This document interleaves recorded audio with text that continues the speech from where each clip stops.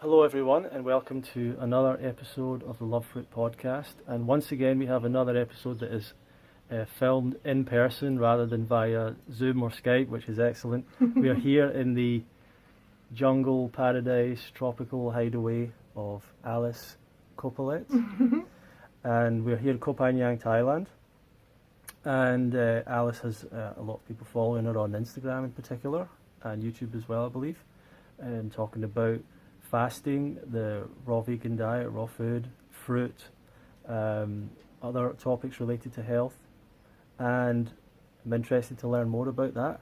Alice, how about you tell us a little bit about you firstly and your story? Is there anything you want to let us know before we get into other questions? Sure. Thank you so much. Thank you for having me. I always love the opportunity to talk about myself. But really, it's been quite a journey.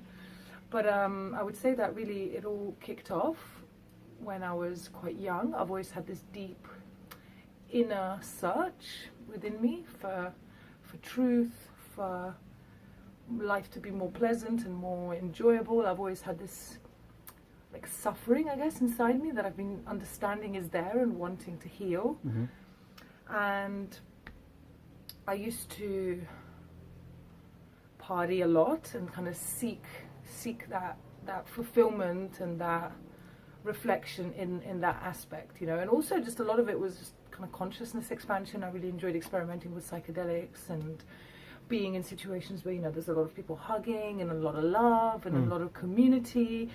And in many ways my partying years were just amazing. I felt, you know, kind of really connected, really loved. Mm-hmm.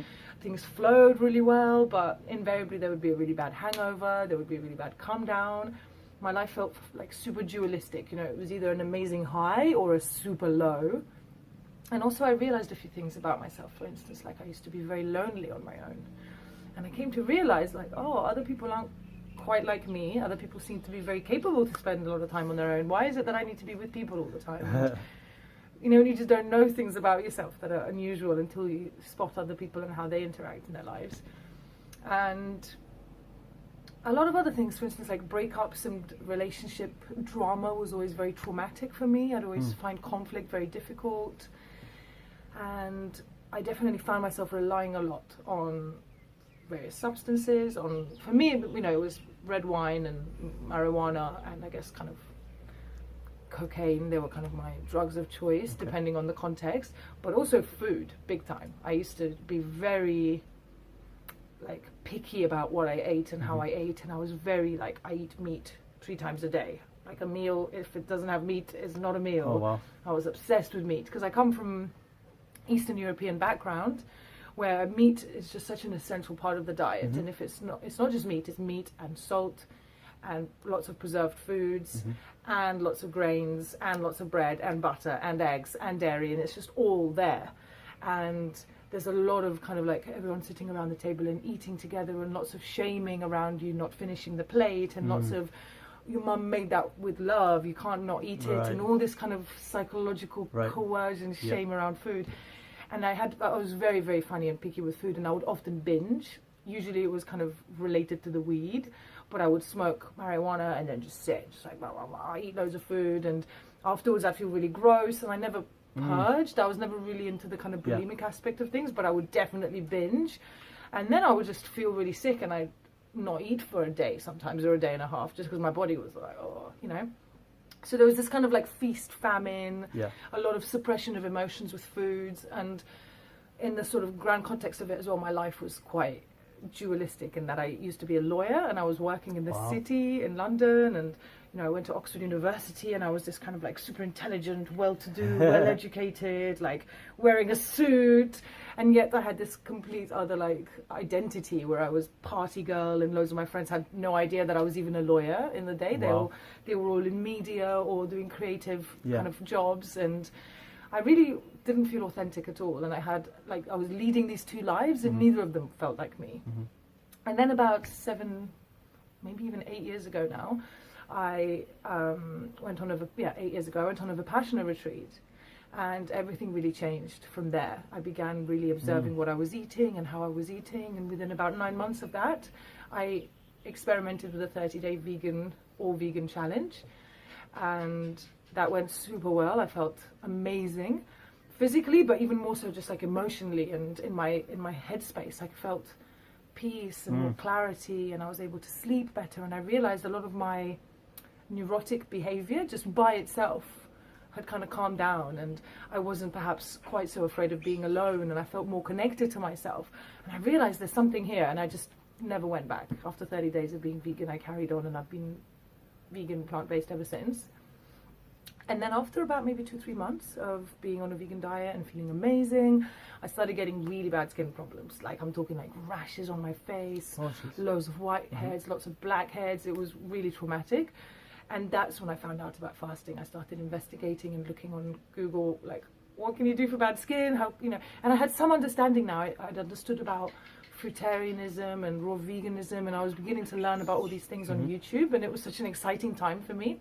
Yeah. Like, I was suddenly like in this life, and I thought I understood and I knew the world, and suddenly this whole new aspect of the world became open to me, of these people who were eating this amazing, natural, very karmically light lifestyle and diet, and they're all kind of traveling and working for themselves and having YouTube channels, and I thought, like, I want this. I don't want to be in my office like being a lawyer. This sucks, right? And then it was the process of how do I get from A to B.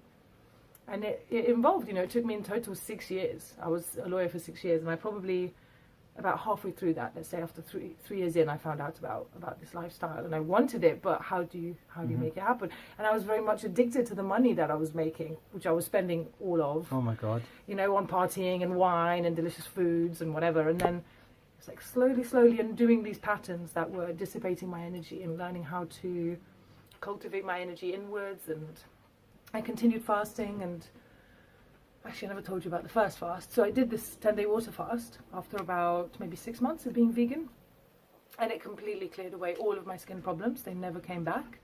Obviously I occasionally get some skin problems, but not to that extent. It was like every pore was just dripping, you know, with elimination.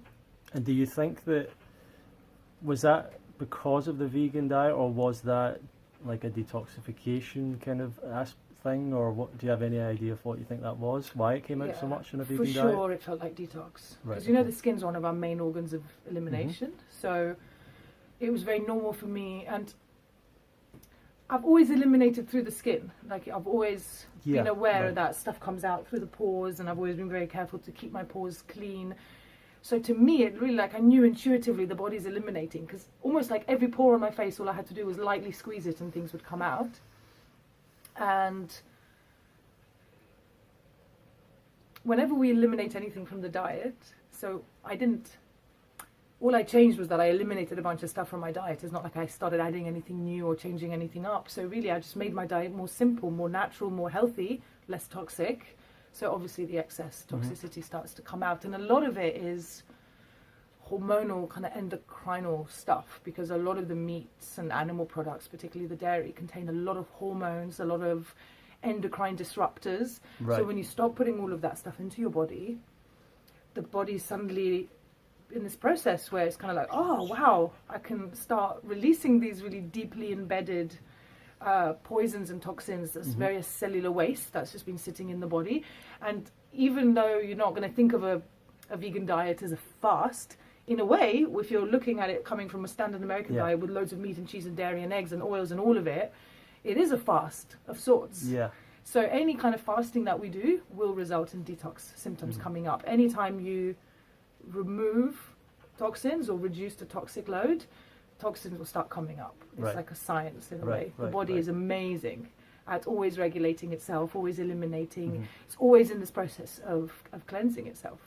Do you think that some people that might have experienced that, you know, going on a vegan diet, getting all these spots and things, do you think some people would go back to their bad diet? And that I hear people talk about maybe sometimes if you go back to a worse diet, those detoxification symptoms are suppressed. Exactly. Yeah. Sadly, you hear a lot of this happening. A lot of people for whom the symptoms are too much, and a lot of fear can come up. Because when symptoms come up, we start to doubt the process. Oh, maybe this fruit thing isn't good. Maybe I'm not getting enough protein. which is why it's so important that we educate ourselves properly Right. on what's actually happening with the body. Right. Because if we don't understand what's happening, and obviously a lot of this understanding is not just from reading books or watching other YouTube channels or whatever, it's about the experience, the direct experience of knowing what your body's showing you and teaching you.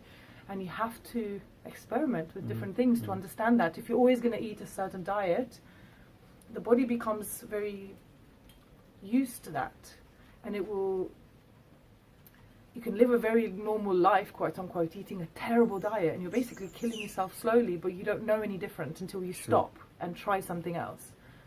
So after your 10-day fast, and by the way, was that just on your own? Was that at a place? How did that happen? It was unsupervised. I just did it on my own. I've always been a bit of a lone wolf, I suppose, with these things. Plus, I didn't at the time. I looked into some of the prices for these things, and there isn't anywhere really in London available that you can go and fast. I looked into going to Costa Rica. There's a centre, Lauren Lockman has a centre, and I was looking at that, but you're looking at spending thousands and thousands of pounds. Sure. And it just, at the time, I just thought, I'll do it myself. But I did read up a lot about it. I researched a lot about it, and I got a book by Herbert Shelton called The Science and Fine Art of Fasting, which is a real classic. And as I was fasting, I was reading that. Right. So it was really reassuring, and I kind of, as he was talking about things, I could see them actually happening in my body. And I really highly advise people, if they are doing a fast in an unsupervised context, to get the teachings of people who have been there before and have walked the path and can give them advice. I highly recommend this book. Also, Arnold Ehret's books are amazing. The Mucus Diet Healing System and Rational Fasting, and a lot of the fears that can come up, and it's very normal when we fast or when we change our diet to a lighter, more less dense diet. These fears will come up because it's part of an energy that's suppressed within us, you know, and we don't want this fear to come up, so we eat to suppress it. And then when we stop eating, the fear comes up, and of course it's going to be, I'm hurting myself, I'm damaging my body, maybe my organs, and what about my metabolism? And it's about really understanding all of the fear-mongering that's being spread, whether it's around protein, whether it's around you need to have this and that in your diet, like the vegan diet lacks B12, or all these kinds of things. It's all fear-based stuff, and it's like not understanding really how it works. Like with the B12 thing, once you understand, it's produced inside the gut. It's produced and absorbed inside the gut. So if your guts are full of shit, you're not going to make any B12 and you're not going to absorb any B12, right? So the issue is like way simpler than I have to supplement and inject, and B12 is made in China and transported via Taiwan and is to me in London, and like this is what I need to be a vegan in this modern world. It's like, come on, it's not reality. But fear can make us do so many things because we just go along with what everyone says we should do, and there's so much misinformation on the internet. It's rife with it. So, and after that fast, did you change your diet more, or did you become aware of more, or what happened after that basically? It was an interesting process because I was aware of how to break a fast correctly. He talked about it, Herbert Shelton, about breaking it with fruits. So I don't know if you know, but if you're living in London at any point, but you can get these amazing Turkish and Greek watermelons in London. Sure. A lot of the Turkish shops stock them. Yeah. So I'd stocked up with watermelons enough for like 3-4 days, and it was great. And I found myself still having really, really bad food cravings. So even though I had all these watermelons to eat and it was just like da-da-da, I went to Planet Organic literally on the first day of breaking my water fast, and I got a raw burger, which is like, you know, full of nuts and seeds and all sorts of things. And my body kind of did surprisingly okay, considering, probably because I didn't just break it with that. I'd had watermelon for a couple of meals. But yeah, I found myself binging a little bit and finding it hard to not become super obsessed with food, as can often happen when you fast, because you basically pulled out a load of roots. You've gone like, here's all your disordered eating, like da-da-da, and it comes up, and afterwards you have to be very, very present to patterns, because you're much more susceptible to overeating or to eating emotionally or to slipping back into old patterns. And really the body doesn't want a raw burger on the first day of breaking a water fast. It's the mind. It's always the mind. And I definitely went down that. So I kind of yo-yoed a little bit. I did another 10-day water fast about a year later. And by this point, by the time I did the 10-day water fast the second time, I was fully sort of raw vegan. So for a whole year, maybe I'd say about a year and a half into my vegan journey, I was fully raw vegan for a whole year. Bearing in mind I was eating a lot of cacao and a lot of oils and still quite a lot of salt and gourmet vegan food. And how long ago was that? It would have been like, I don't know, 2015 approximately, Right, okay. something like that. And I was still eating a lot of fruit because I love fruit, probably still 50-60% fruit, but still very high fat, Sure. a lot of stimulants. I wasn't really that careful with my salt at the time. I was still using salt very heavily. So after a whole year of this, and to me it was quite challenging because I had to put up with a lot of judgment from people who were still, like I was still working as a lawyer at this point, so we'd go out for team meals, which you have to go to sometimes, and I'd be in the burger restaurant saying like, oh, can I just have a plate of lettuce and tomatoes? And people at my job would just be like, she's weird, Yeah, like, you know, and yeah. having to constantly tell people about this stuff, and people would say like, yeah, but how come you should be looking a bit healthier, like aren't raw vegans meant to be like really skinny? And I was just like, oh god, and it was very difficult for me. So after a year, it was like, I thought I'd have all of these amazing, I thought I'd do like a supermodel by now, and I'd be living in Thailand, and like, what gives, you know, my life's the same. So it kind of really set me off and put me on another journey of exploring, and I tried the raw till 4 diet for a bit.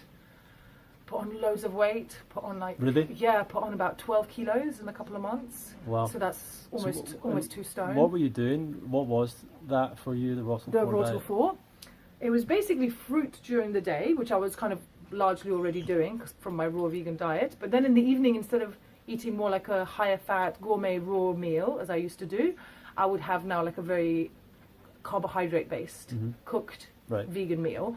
But, you know, they were very, like, heavily emphasizing, like, shoving in the carbs, you know, and it was kind of like, I guess they were also coming from a history of disordered eating. And for them, for Freely and Drew around, it's like a serious obsession with exercise. So you obviously need to fuel that exercise.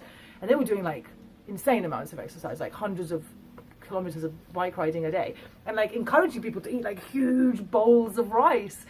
And this is very mucus-forming food, rice and pasta and all these kinds of things. And I hadn't eaten any bread for a whole year and any grains or anything. And suddenly here I was eating like half a packet of spaghetti in one sitting, you know?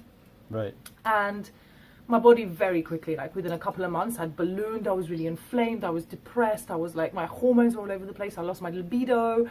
I felt really, really terrible. And that's when I kind of had a proper sort of dark night of the soul. Where I was like, why God, you know, I'd been doing this for like, I guess like 2 or 3 years already at this point, and it was just not, I was like, how can it be this hard? It was really, really challenging. And it was then that I very deeply felt the calling, like, you need to fast again, you know? And because of the raw till 4 diet, they'd really put the fear into me of fasting, because they're really like, it's going to ruin your metabolism, it's really dangerous. So I was like, oh, I've ruined my metabolism with this water fasting I've done. And I'd also done a juice cleanse. I think I'd done a 33-day juice cleanse in the year that I was raw vegan. So I was really focusing on the cleansing and always feeling amazing. Whenever I fasted, I felt amazing. It was afterwards, it was kind of, how do I manage the energies created by the fast? How do I not then go into binging afterwards? That was kind of what was tough for me.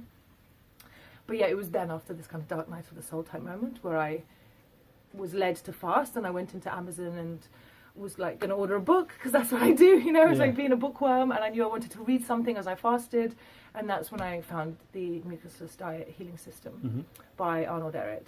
And that book literally changed my life. Like, I even just now when I talk about it, I got a huge wave of goosebumps, because I remember reading it and it was as if like a pinball. It was like going ping, ping, ping, ping, ping, ping, all these missing pieces of information that I hadn't had. Like I understood this and I understood this and this, but I never knew quite how they connected, and everything was a bit of a mess. He just made everything crystal clear, and I really resonated with him just as a teacher. He's very profound, and what he writes is clearly true. You know, when you just read something and you just know this is true, you don't need science to prove it. Your inner knowing tells you so. So I started following the Mucusless Diet Healing System as a process, and it super worked for me. I followed the transition diet. I guess reasonably late on. I didn't start with eliminating meats and dairy because I didn't need to, but almost right away I completely eliminated all grains, and basically just kind of ate mucus lean meals once or twice a week when I needed to, and then the rest of the time I was pretty much on fruits or salads. And then I moved to Thailand 2 years ago, almost now. And did you quit your job as well? Yes. Did I not mention that? And how did that go? How did that come? So I was able to leave my job in 2015, December 2015. And luckily I had my partner at the time. His mum had a house just outside London, and I was able to kind of move in there and not pay any rent. So I left my job and,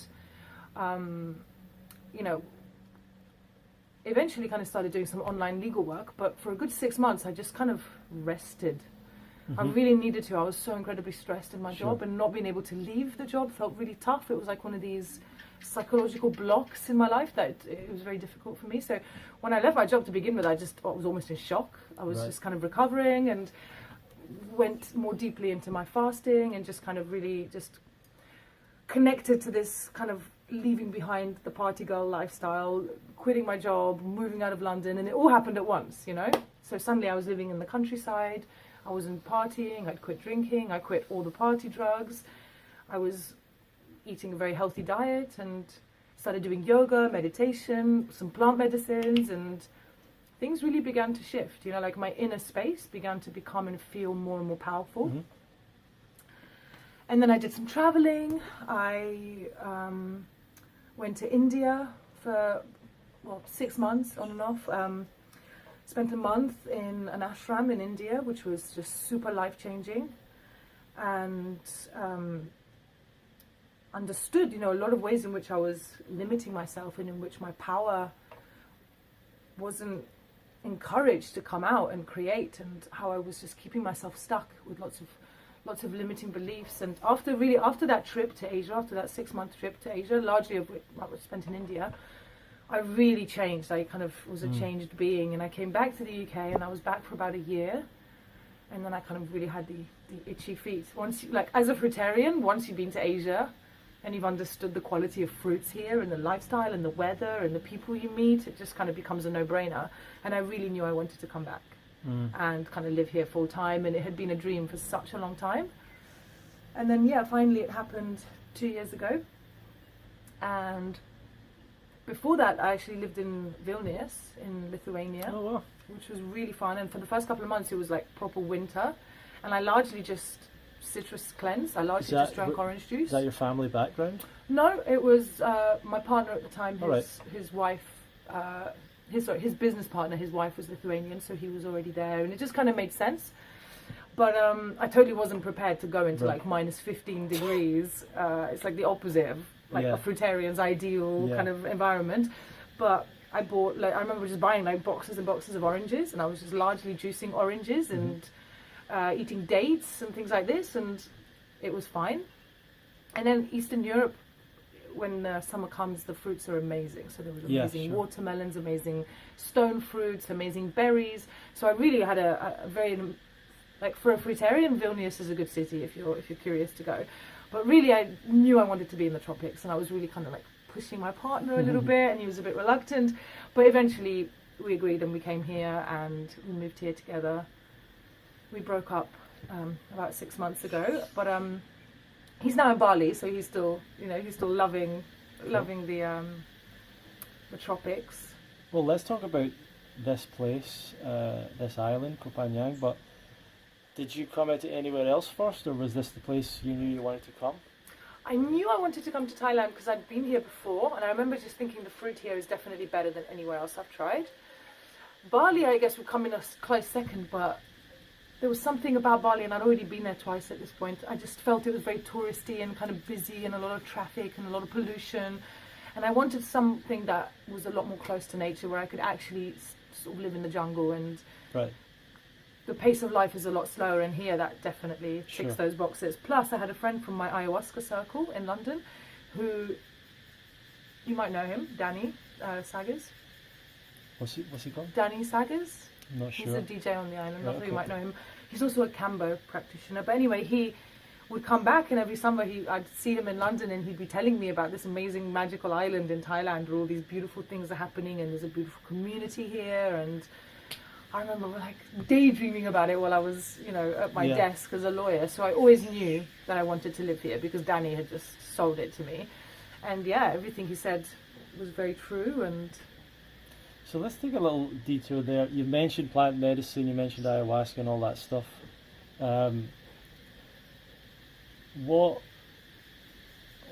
Did that come along with when you started to get into fasting and all this stuff, or was that something you experimented with before? And what do you think? Do you think there are benefits, and also, do you think there are any potential downsides to it?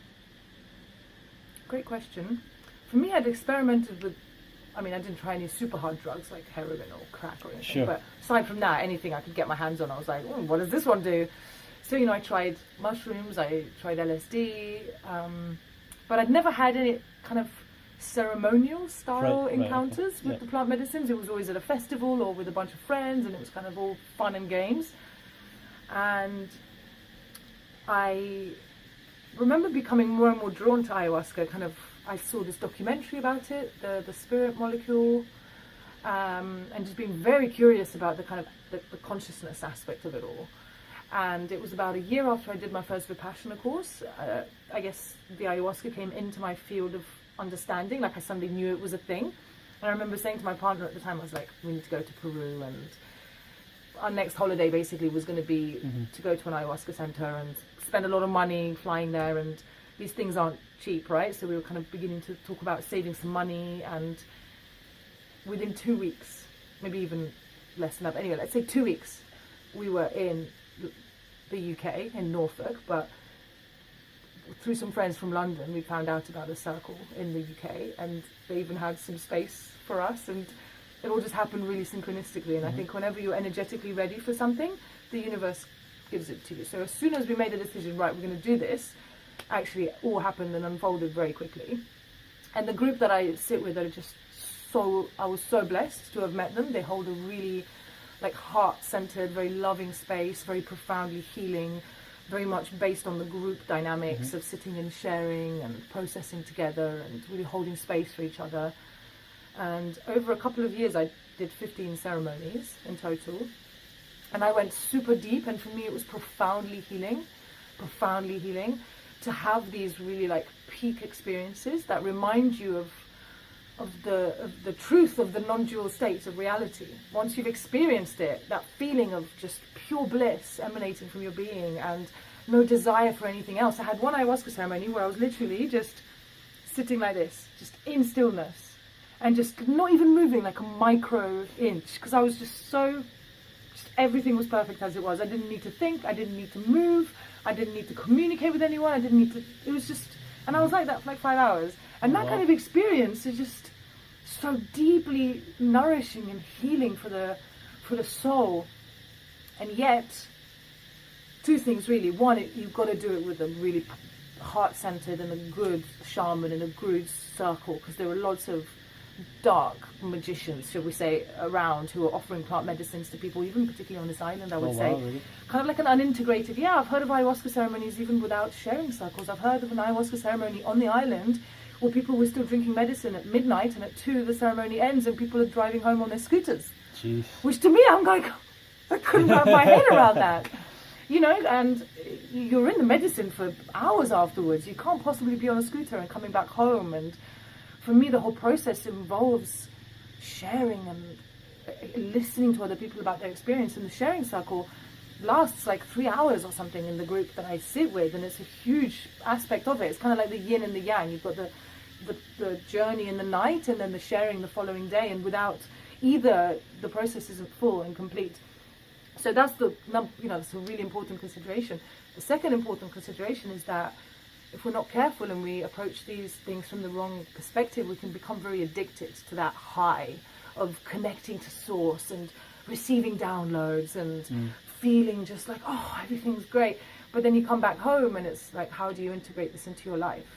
How do you, because very often you can go on a weekend retreat, let's say, or on an ayahuasca retreat where you drink more than once or twice, and you can feel super high, but then you land and then other things come into your field, whether it's temptations, whether it's maybe some toxic relationships in your life, some other habits, and it's about maintaining your integrity. And very often people can give away their power to plant medicines. They think like, I'm feeling a bit lost, I need to go and do a plant medicine retreat, I need some guidance or something. And it's like, no, the guidance is inside you always. Right. And people very often, they kind of bypass that by thinking they need the medicine, and it just becomes this other way of projecting and externalizing healing. So it's not something I have to do, because that's a bit too much related. Like, it's a bit too much responsibility. I pass it on to the medicine or the shaman or the, you know.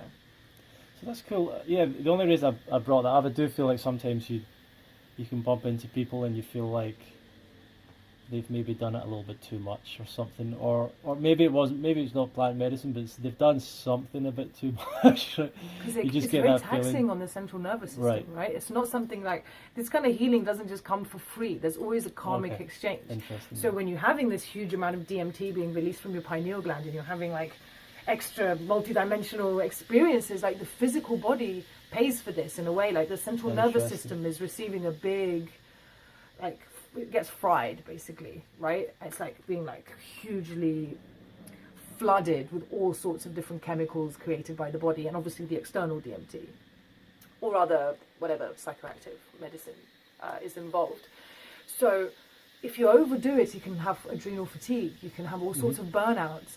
And also on a kind of a spiritual level, if you're looking at it from a more purist angle, if you're looking at it more from the yoga angle, for instance, my yoga teacher always is very adamant that we don't need plant medicines, that they are unnecessary, and if anything they're more harmful than good, because more often than not it like forces a Kundalini awakening experience. Rather than just you do the practices gently, that door is opened, and then exactly when the time is right, you have your mystical experiences, you have your Kundalini awakening, and then it happens without this huge stress on the central nervous system. But the ego comes in, and it's often based on these false beliefs, like I'm broken, I'm wounded, I need healing. So I need healing now, I need to reach the end destination tomorrow. So we seek ways to kind of fast forward the process. And a lot of people, I think, look at plant medicines as one of these things to fast forward the process. Yeah, and I almost feel like a couple of times I've known people that they've went all the way to Peru or whatever or something, and they do the plant ceremony, and you say, well, what happened? And they said, well, the ayahuasca, whatever, the spirit of ayahuasca, they kind of told me, you know what you're meant to do, just go and do it. And it's like, yeah, I probably didn't really need this. I was just holding myself back from doing what I knew I had to do. Absolutely. It's kind of interesting. But okay, that's some good information. We were talking about fasting. You did the 10-day fast. You've after the Russell 4 thing, you'd gained some weight. Did you go? What did you do after that? The mucusless diet after that. Is that kind of what you still practice now? Do you feel like that's kind of the foundation of what you do? Basically, yeah. Cool. For me, since I discovered, so it would have been at the summer 2016 is when I read the mucusless diet healing system, and I started incorporating it. And December 2016 is when I spent that month at the ashram in India that I mentioned earlier, where it was very transformational. So really, in about 6 months, I would say I lost most of the excess weight that I put on during the Rotor 4 experiment, but there was still some. But I remember being in India, being at the ashram, and for instance, like only eating once a day, whereas people were eating 3 times a day. I remember actively not choosing the rice-based dishes and just having more like the fruits when they were available, and then just kind of more of the mucus lean items. So I was already very much kind of conscious of that. And it was also at that point, it was in 2016, that I completely stopped drinking any water. And this is part of the teachings, basically, of the mucus-free concept and the mucus-free lifestyle, which are very heavily based on an understanding, a very deep understanding of how the body works. Okay. So that, for me, was a big lifestyle change that I implemented. And it's one that, whenever I start working with new clients, it's one of the #1 things that I kind of insist. I say, if you want to work with me, this is something that I'm very strong about, because for me it made huge difference.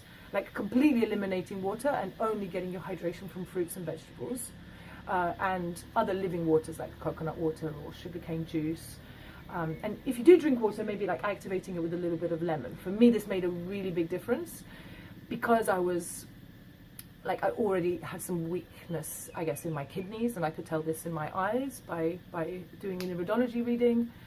And there's also some kind of kidney weakness in my family, for instance, like my grandma had a lot of kidney stones, and for me, I guess more so than other people, is healing, and it's necessary. You know, for instance, you had a glass of water earlier today, and you know, maybe for your system it works, but for me it really, really works, and I've seen a lot of clients gain a lot of results from that, because it enables the kidneys to start filtering the lymphatic system and like fully focusing on that. Because if the kidneys are filtering liquids all day long, and we've been deeply conditioned, you know, to drink a lot of water, even within the fruitarian community and the raw vegan community, there's a lot of water consumption and a lot of, I'm going to say, guzzling of water, right? Because there's a lot of exercise, people are exercising, and there's this whole kind of hydrate, hydrate, hydrate. But I came to learn really that plain water doesn't hydrate. It acts more as a solvent, just sort of flushing through the body, flushing out the acidity, but doesn't actually enter the cells to fully hydrate the cells, because a different frequency is required for that. It needs to have information. It needs to be a living, informationally available, kind of structured water.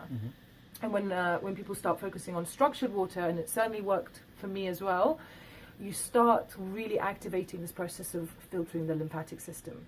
And you can check your urine, you can see if you're filtering, and for me it took a little while to start filtering, but once I did start filtering, I started really seeing a lot of changes, just a lot of obstruction being eliminated, a lot of differences and shifts in my consciousness. I really came to see how the more dense the body is, the more dense the thoughts are, therefore making the body less dense. Your reality completely shifts vibrationally, you know, energetically. Okay.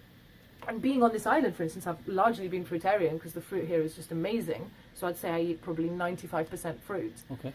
And the vibration is just so different. It's so much lighter. And the process, I guess, of transitioning, the more gently and gradually it happens, the better. So as you can tell from these discussions we've had, I went for years, you know, experimenting with different diets, eating a vegan diet.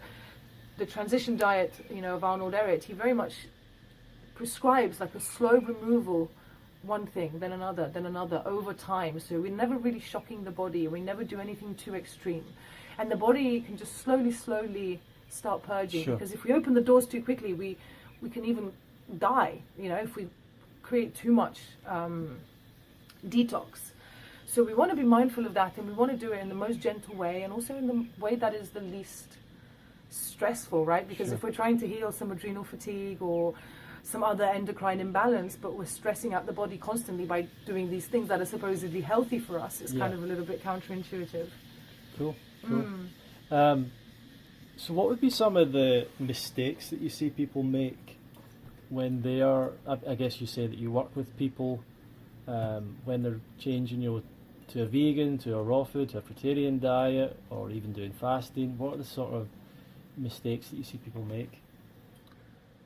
I think the word mistake is an interesting one, because I don't fully believe in mistakes, but I fully get what you're saying. I'm not going to bang on for too long, but in a way, no such thing as mistakes. Everything's a lesson, right? But there are definitely things that people do that they think are the right thing to do, but in fact are actually quite damaging to their system, and are probably delaying the healing that they're looking for. I would really say the number one is poor food combining. So it's really, really important that you feed and nourish your body in a way that is in alignment with how the body works. Like if you start feeding a cow the animal remains of other cow friends, they're going to get mad cow disease, right? Because they're eating a very unnatural diet. They want to eat grass. And it's the same with us. If you're going to put loads of junk food and weird food into our bodies, we're going to start malfunctioning.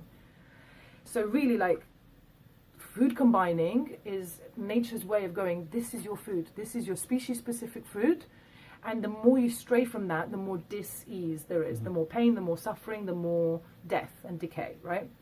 So eating as simply as possible, like educate yourself on how to combine properly so you're not mixing your sugars and your fats, you're keeping your proteins low. That's another really big one. People often eat way too much protein. There's this whole protein myth going on that you need it to be strong, and really it's all about amino acids.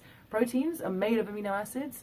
Break apart all the amino acids, break apart the proteins into amino acids. That's all the body uses.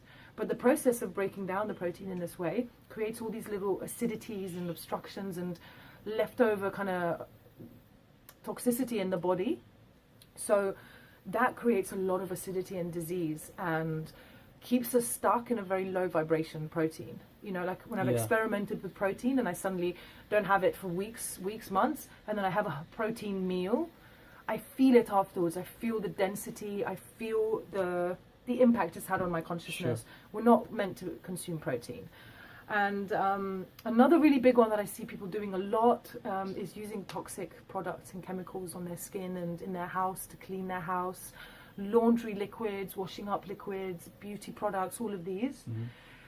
It's like, it's all well and good changing your diet or trying to be healthier, but the skin's super absorbent, and if you're covering yourself and layering yourself in chemicals, you're basically eating them through your skin. So start using organic products, clean, natural products. Look into using essential oils more rather than buying these things with parabens and all sorts of stuff in them. So that's a really big one. And also just this mindset of like supplementation. That's another really big one. People often look at themselves as like, oh, my body's imbalanced in this way, in this way, in that way, and we're bombarded with all these things like, what about UB12? What about your iron? And then there's all these things that people are afraid that they're not quite got, and it's like this collective wounding of lack mentality that we all share. So it's like, oh, I don't have enough B12. I need to get some B12. And the reality is that supplementation will only add more confusion and more like something even more taxing for the body to have to eliminate. And the reality is that the more we make our diet super simple, the more this biochemical machine cleans itself out and becomes more and more effective. The less we need of anything. The body just is able to function better on less fuel. And you also start craving better and better fuel. Like, I never crave animal products now at all, because the consciousness of my body has completely shifted. I might still crave a falafel, right? But it's nowhere near as dense as a burger. And over time, you become lighter and lighter. And the concept of like putting all these things inside you because you fear that you lack something, when in fact you have everything here, is just a case of stop putting things in. Stop bombarding your mind with all of this brainwashing from society and like this media that's very violent and convincing us to lead these really unnatural lives. And a lot of when people kind of fall off the wagon, or they go back to eating a animal product diet or whatever it is, it's because they haven't fully understood how the body works, and they've made a few mistakes in the application of the principles, and because they haven't fully surrendered to the system, they don't trust the system yet, they're still in fear.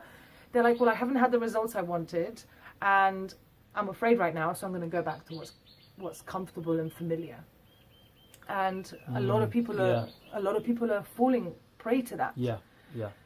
It's one of these sad realities, I suppose, but it's part of the journey, it's part of the awakening. It's kind of like these different waves of people discovering the process and then discovering it again.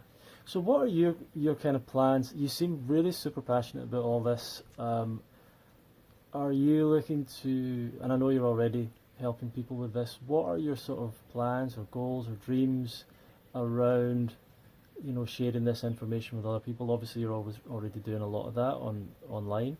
Do you have anything you want to share with us about what you're hoping to do with that? Thank you. Yes, so I've very recently launched a YouTube channel, so you mentioned that at the beginning, but I had such a strong resistance to it, so for years and years I just haven't been able to go there. But I've recently started to upload some of the old videos that are at the moment just up in my Facebook group or the Facebook page, which is Fasting with Alice, if anyone's curious. But there's a lot of content on there that I think is very valuable, like stuff on B12, like stuff on protein, all the stuff that I've been talking to you about. A little bit cringeworthy for me to watch, because the content's like 2 years old now, and I look back on it now and think, wow. But I'm putting it out there nonetheless. So do check out my YouTube channel. It's Fasting with Alice. And I will also be recording some new content, because there's so much that I want to talk about that isn't necessarily just this foundational stuff. I want to start going a bit deeper. And also I have a really exciting community project happening at the moment with Alex Cousins. She's online as Living Mucus Free. And she's an amazing practitioner, and she's put together a community of healers and various experts. The community is called Utopia Rising, and we're setting up all sorts of different projects. So we have a retreat center in Bali that basically as soon as this corona situation calms down is going to be open and ready to launch with like all the latest high-tech detox and fasting gear. And we're going to hold all sorts of different retreats, dry fasting retreats, which I'm really passionate about. And then we're also looking to buy some land to create a more kind of a more permanent community, which will also be in Bali. Did I mention I think I did mention, yeah.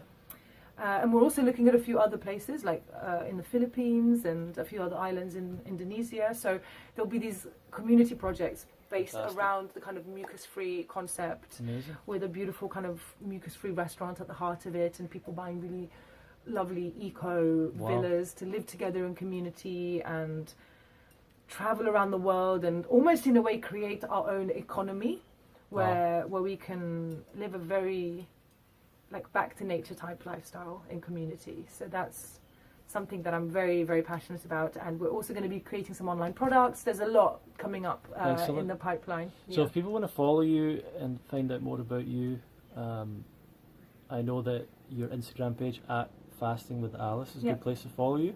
Anywhere else? Is there a website or anything else? The website is about to be launched. It should be ready very soon, but that's also going to be fastingwithalice.com. And I guess if anyone who's curious about fasting and wants to find out more, just head over to Facebook and search for Fasting with Alice. There's a page which has content that is available to share, so you can share with your friends. And then there's also a private group which is closed, so everything that happens in there stays in there. It's all confidential, and there's loads of videos in there, probably like 60 videos, all about everything you need to know to get started on the lifestyle. There's a detailed protocol, and it's all available for free. So you can go in there. There's a lovely community in there, and yeah, I'm very passionate about that group. For those of you who are ready to go a little bit deeper and want to kind of really commit and really like go further with this lifestyle, I'm also kind of co-running or managing the Living Mucus Free, which is Alex's paid members group, the online members group. And that is an amazing resource, and it's only $33 a month. And basically for that, you can get all of your questions answered right away. You can get lots of support. We do lots of group challenges together, and there are different levels, basically, wherever you're at, whatever it is you need. Excellent. Find me on social, and then we can connect and go from there. We have maybe a minute left. Any last piece of advice you would like to give to the world? Last piece of advice. Just to trust the process, you know, trust your body, trust your intuition, trust the timing of your life, trust your gut instinct. And don't be super hard on yourself when you make mistakes or fall off the wagon. Like, try as much as you can to eliminate shame and guilt from your eating habits, from how you interact in life, because shame is such a deep, deep frequency. And if you eat something and afterwards you feel shameful, it's like, well, you haven't even enjoyed the thing. So just surrender to it. Accept, okay, at this moment in time, I want to eat this thing. Great point. Sorry. No worries. I didn't want to run out of time. I think you're absolutely right there. Like, I remember someone talking about that, like they're not in a place where they want to give up X, Y, Z yet, and it's like, just keep on enjoying it while you can. Exactly, enjoy where you're at in the process. If for now you still enjoy the odd falafel like I do, enjoy the odd falafel. Don't want reality to be different. Don't want it to be the future where you no longer want falafels. That day will come if it's meant to come. Yeah, thank you so much, Alice, for spending some time with us today in the Love Fruit podcast. And if you want to, everyone that's watching or listening, we really thank you for doing that. If you want to share it with other people, please do so. We encourage that. And if you want to leave a comment or a reply, do that, and I'll try and get back to you. And go and follow Alice at Fasting with Alice on Instagram and other places online. Thank you for having me. Yes, and we'll see you all in the next episode of the Love Fruit podcast.